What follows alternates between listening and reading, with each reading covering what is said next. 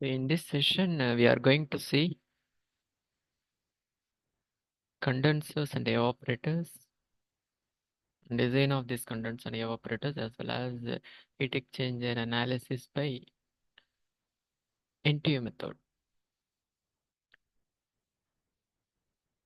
So these condensers and evaporators are nothing but heat exchangers, where any one of the fluids will undergo phase change, and there won't be any change in temperature for the respective fluid. Such type of heat exchanger we call it as condensers and evaporators. Generally, these condensers we use it in refrigeration systems and in power plants. The evaporators we'll find in refrigeration systems. There. So if you see the temperature distribution diagram for these condensers,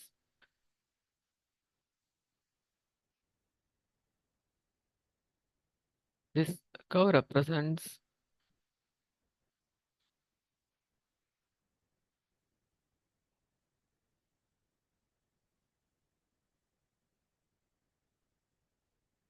the temperature variation of cold fluid, where the temperature is increasing, and this represents the temperature variation of hot fluid for the condenser. So in the case of a condenser, the hot fluid will be having infinite amount of heat capacity rate so that it will not undergo phase change and the temperature remains it undergoes phase change and the temperature remains constant. And in the case of a cold fluid, the temperature of the cold fluid will be gradually increasing as it's gain heat.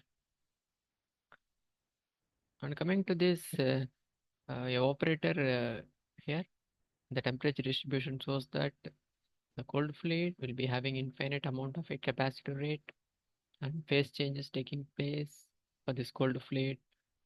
So because of the phase change, there won't be any change in temperature here. And the hot fluid losing its temperature,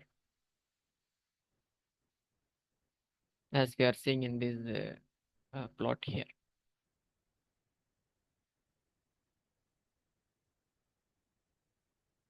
So when we consider this condenser and evaporators, so let us see a problem on this condenser here. A saturated stream at 120 degrees Celsius is condensing on the outer tube surface of a single pass heat exchanger. The heat transfer coefficient is 1800 watts per meter square Kelvin. Determine the surface area of a heat exchanger capable of heating 1000 kg per hour of water from 20 degrees Celsius to 90 degrees Celsius. Also calculate the rate of condensation of steam. Assume enthalpy of evaporation as 2200 kilojoules per kg. So here the steam is flowing through this device, and the steam is the hot fluid here, and steam is condensing.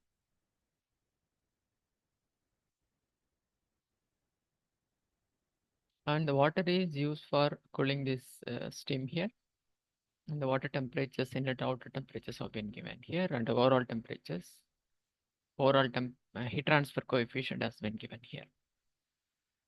So we have been also given the enthalpy of evaporation here. So for this case, we have been asked to calculate the rate of condensation of steam.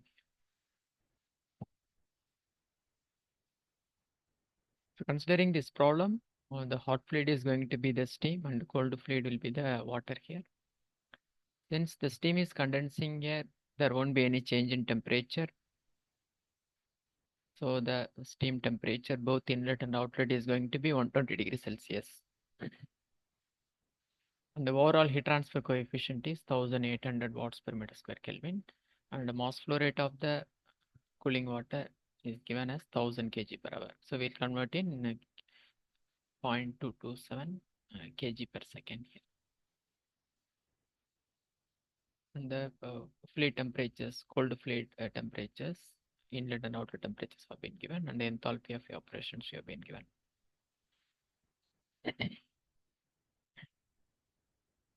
So this equation gives the heat transfer rate to calculate the heat exchanges,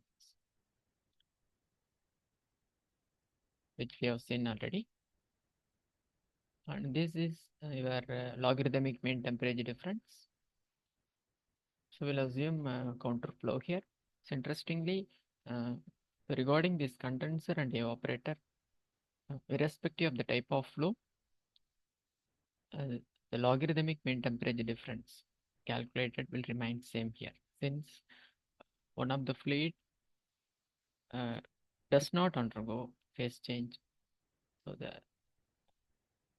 logarithmic mean temperature difference for the counter flow and parallel flow will remain same. Having considered this counter flow type here, we'll write the expression for LMDD and substituting the respective temperatures, hot and cold fluid temperatures here. So we'll get this logarithmic mean temperature difference as 58.1 degrees Celsius. And for calculating the amount of heat transfer rate, so we'll write the expression from energy balance equation, Q equal to m dot C CPC into small t2 minus t1 here. And substituting the values of mass flow rate and specific heat of water, and also the temperature of the cold fluids here, we'll get heat transfer rate as 81.42 into 10 power 3 watts. And this expression Q equal to rate of condensation of steam and HFG has been given. Actually, so for the condensing or evaporating fluids, we cannot use the temperature difference equation because there won't be any change in temperature there. So, but there will be a change in enthalpy, so that enthalpy can be considered for calculating the amount of heat transfer rate here. So now after getting the Q from this energy balance equation, so we'll write this equation for this heat exchanger here, and the Q value is 81.42 into 10 power 3, and overall heat transfer coefficient is 1800, and logarithmic mean temperature difference what we calculated is 58.1 degrees Celsius. From this we'll get the surface area required for this, and writing the heat transfer equation in terms of enthalpy of evaporation, substituting Q and HFG value here, we'll get rate of condensation of steam as 0.037 kg per second. So in this way, we understood solving of problems for condensers and evaporators.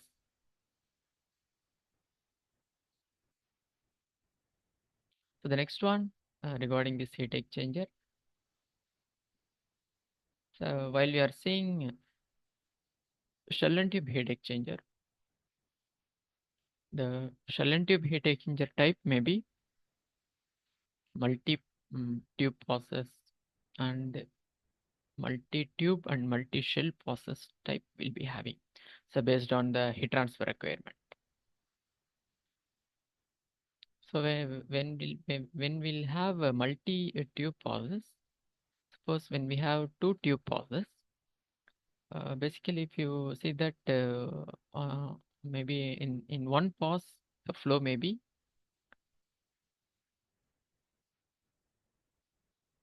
parallel, and in another pass the flow may be counter flow when comparing the fluid direction with the shell fluids.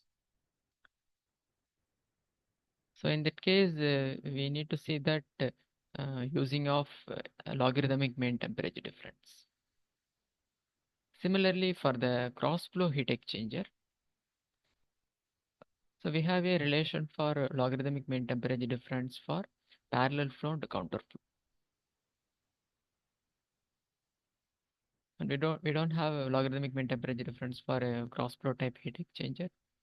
So for cross flow type heat exchanger, we are supposed to get the logarithmic mean temperature difference. So in this case is what we do here.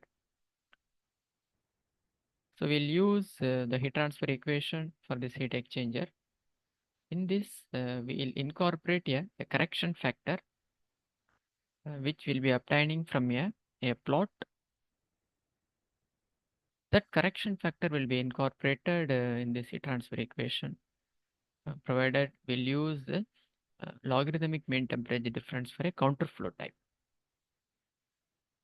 So for a multi-pass and cross flow type, we'll use a logarithmic mean temperature difference for counterflow type, and subsequently we'll get a correction factor from the plot, so that would be used. So let us understand using of this correction factor with this problem here.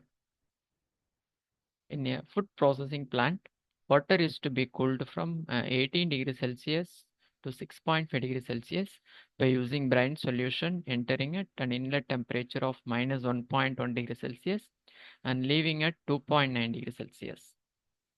What area is required when using a shell and tube heat exchanger with water making one cell pause and brine making two tube pauses? Assume an overall heat transfer coefficient of 850 watts per meter square Kelvin and a design heat load of 6000 watts. So here we use the two fluids, water and brine solution. The temperature of brine solution is minus 1.1 degrees Celsius, the entry temperature, and exit temperature is 2.9 degrees Celsius. So this temperature is relatively less than and the water temperature here. So the brine solution is going to be the cold fluid and the water will be the hot fluid here. And it is a multi pass type. So we have been asked to calculate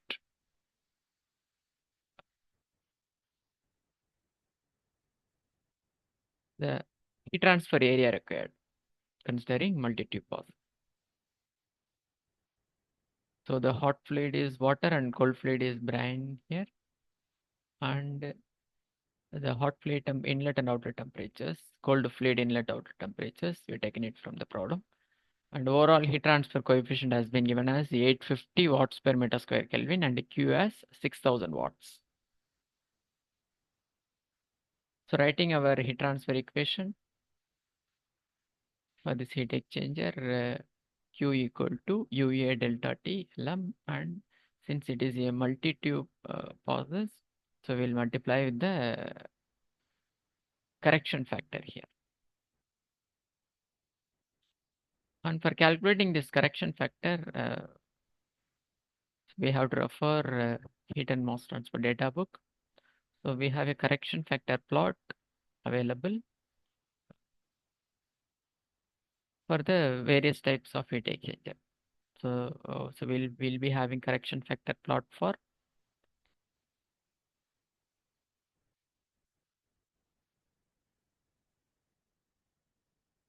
single tube pause, multi-tube pause, single shell pause, and multi-shell pauses. We'll be having it.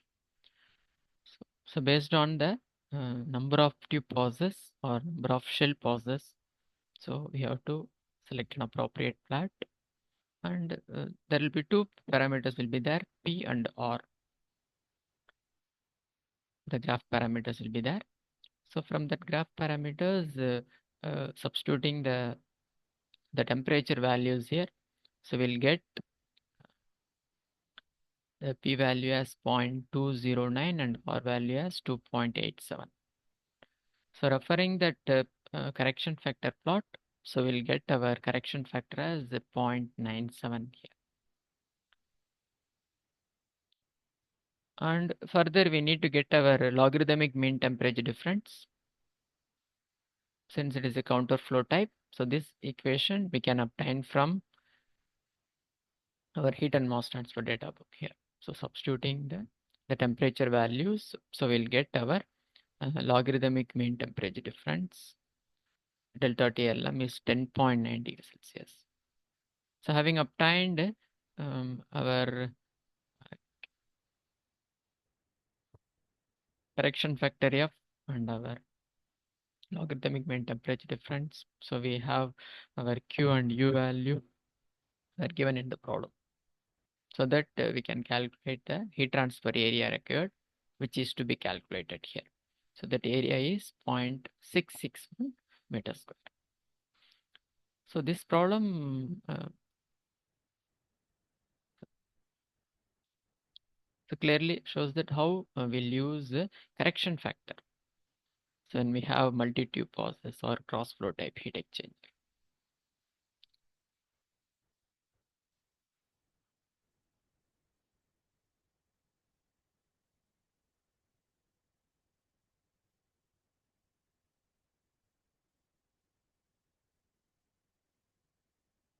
And the next one, heat exchanger analysis by using effectiveness NTU method. So previously we have seen logarithmic mean temperature difference method of heat exchanger analysis. So there we have got an expression for logarithmic mean temperature difference in terms of the temperature difference between both hot and cold fluids. If we consider the expression for the logarithmic mean temperature difference, when we want to calculate that delta TLM, uh, we should know all the four temperatures: hot fluid inlet outlet, cold fluid inlet outlet temperatures. We should know. Generally, when we consider a design aspect, the outlet temperatures of the fluids will not be knowing. Only will be knowing only the inlet temperature of the fluids. That is generally known to us. So without knowing the outlet temperatures, so it is difficult to use LMDD method. So this effectiveness NTA method. So we have a mathematical equations so that we can able to design a heat exchanger without having the data of outlet temperature of both the fluids. That means by just knowing the inlet temperature of hot and cold fluids, so we can able to design the heat exchanger by using this effectiveness NTA method. For this, so we'll consider the effectiveness of a heat exchanger. So that can be given by actual heat transfer, the ratio of actual heat transfer to the maximum possible heat transfer, which will give a performance parameter called effectiveness. In the denominator, we'll have maximum possible. So that we can understand how effectively a particular heat exchanger can transfer heat from one fluid to the other fluids. By writing this energy balance equation here, so naturally this would be the actual heat transfer rate. And coming to this maximum heat transfer rate, for getting this maximum heat transfer rate, we need to have a maximum temperature difference. So that is possible only when I am writing the difference between inlet temperature of both the fluids. So definitely that is going to give maximum temperature difference. So higher the maximum temperature difference, so we'll have relatively higher heat transfer rate. Similarly, the fluid which is having minimum heat capacity rate will transfer maximum amount of heat transfer. So that we consider minimum heat capacity rate for that fluid. So we use the word C minimum. So that means for a hot and cold fluids, we need to physically calculate the uh, heat capacity rate. So the minimum value of the heat capacity rate has to be used for calculating the maximum heat transfer rate here. So with this, we can able to get our effectiveness.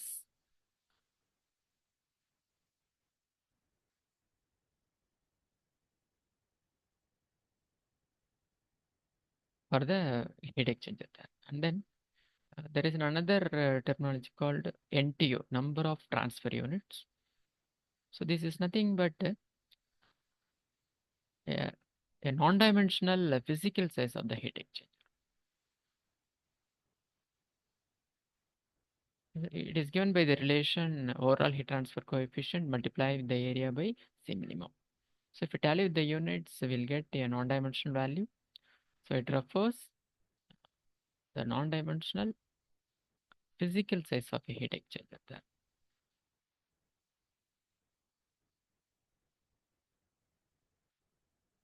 By using these relations, so we'll have plots which is available in our heat and mass transfer data book to calculate the effectiveness and also the other performance parameters for heat exchangers by using this method. So let us see one problem to understand how we use effectiveness NTU method. Water enters a cross flow heat exchanger. Both fluids unmixed at 5 degrees Celsius and flows at the rate of 4600 kg per hour to cool 4000 kg per hour of air that initially at 40 degrees Celsius. Assume overall heat transfer coefficient is 150 watts per meter square Kelvin for a heat exchanger surface area of 25 meter square. Calculate the exit temperature of air and water.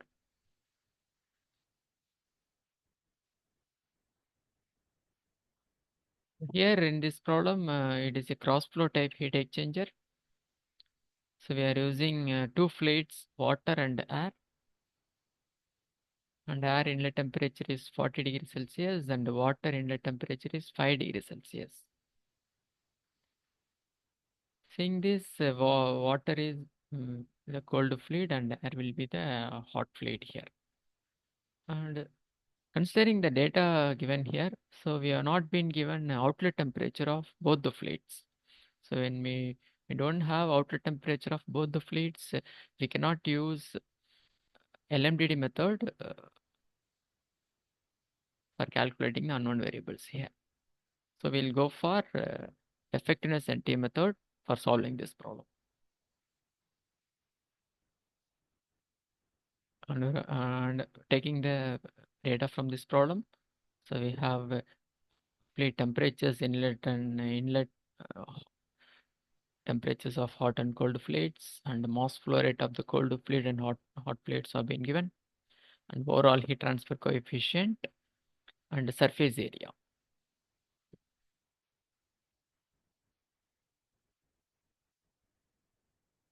And we'll consider a specific heat of water as 4180 joules per kg Kelvin, and the specific heat of air is 1005 joules per kg Kelvin. And we know that the effectiveness equal to Q by Q max.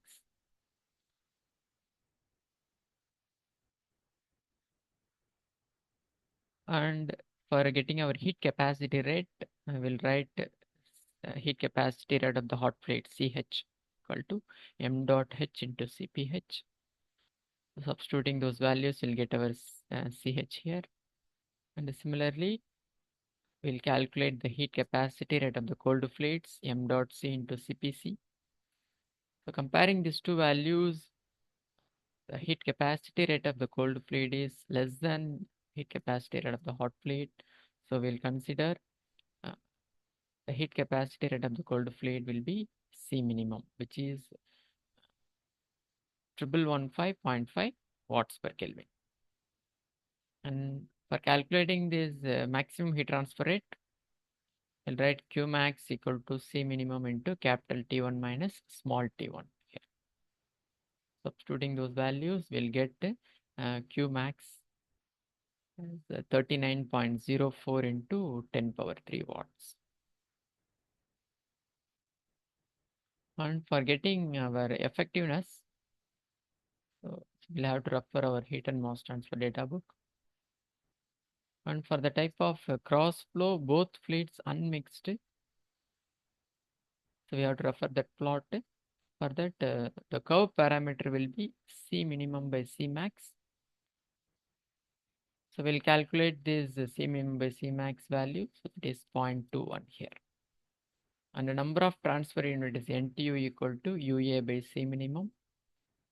And your value of U heat transfer area and C minimum. Substituting those values, we'll get NTU equal to 3.36 here.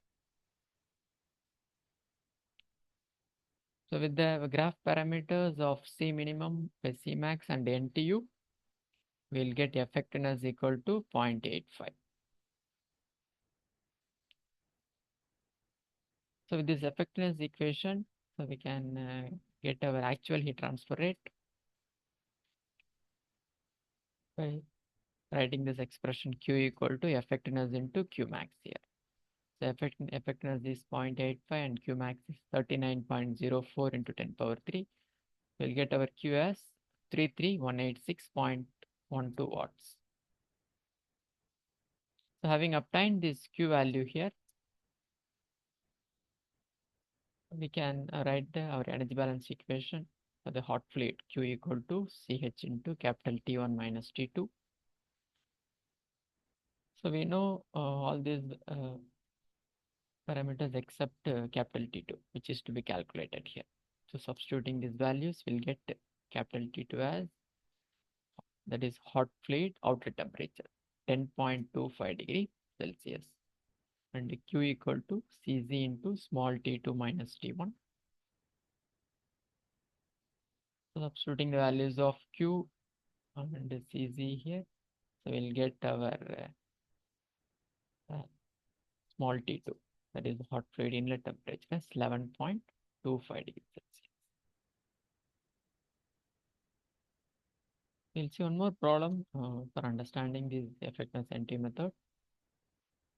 Water enters a counterflow double pipe heat exchanger at 15 degrees Celsius, flowing at the rate of 1300 kg per hour.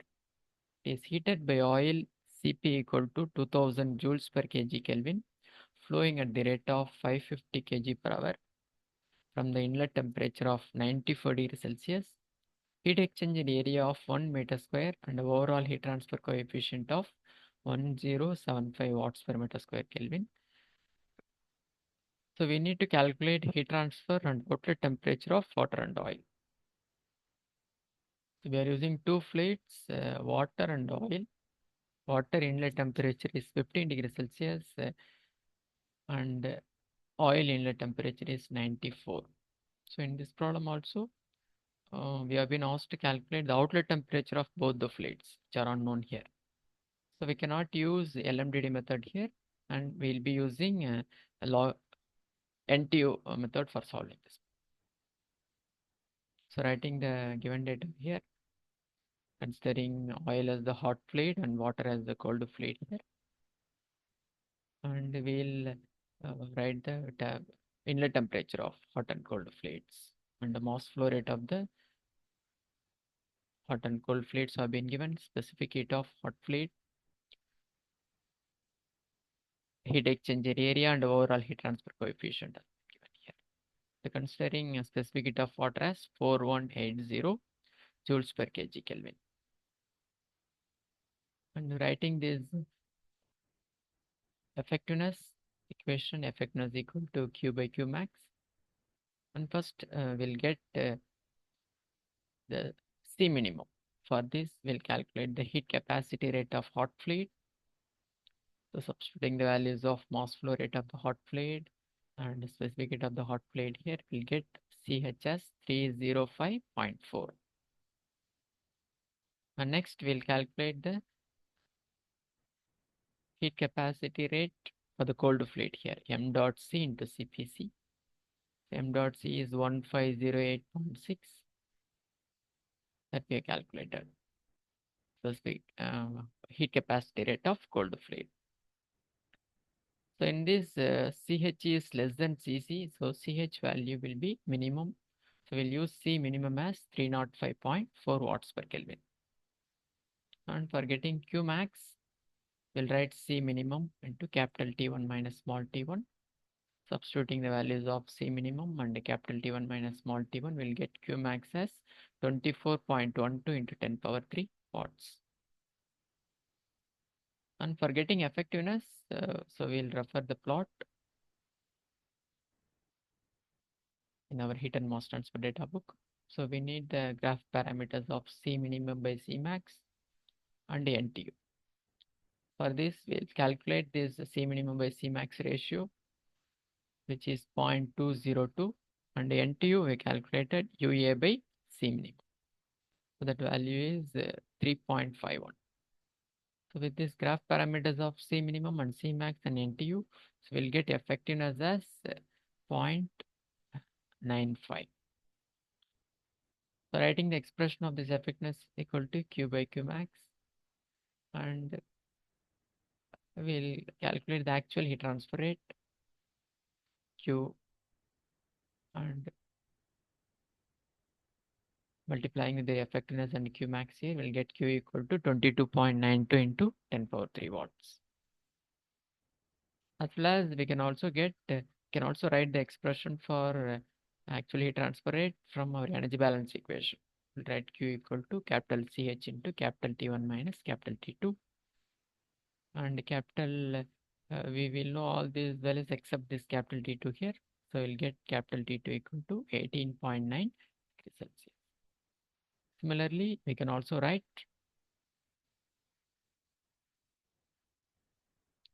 the heat transfer equation for a cold fluid from our energy balance equation.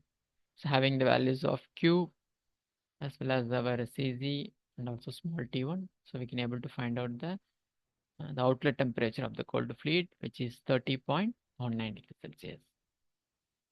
So in this way, we calculated the outlet temperature of both the fluids. So the major advantage of using NT method is, so without knowing the outlet temperature of both the fluids, so we can able to get the design parameters. But using LMDD method is more accurate since we use mathematical equations. When we use our NT method, so we use plot for obtaining the graphical plot. We are using it for obtaining the unknown parameters here. So our LMDD values are more accurate than NT method.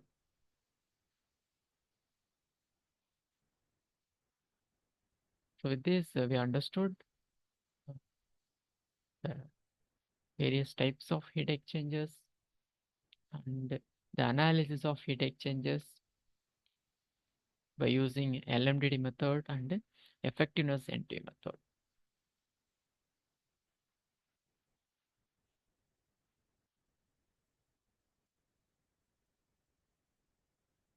Thank you.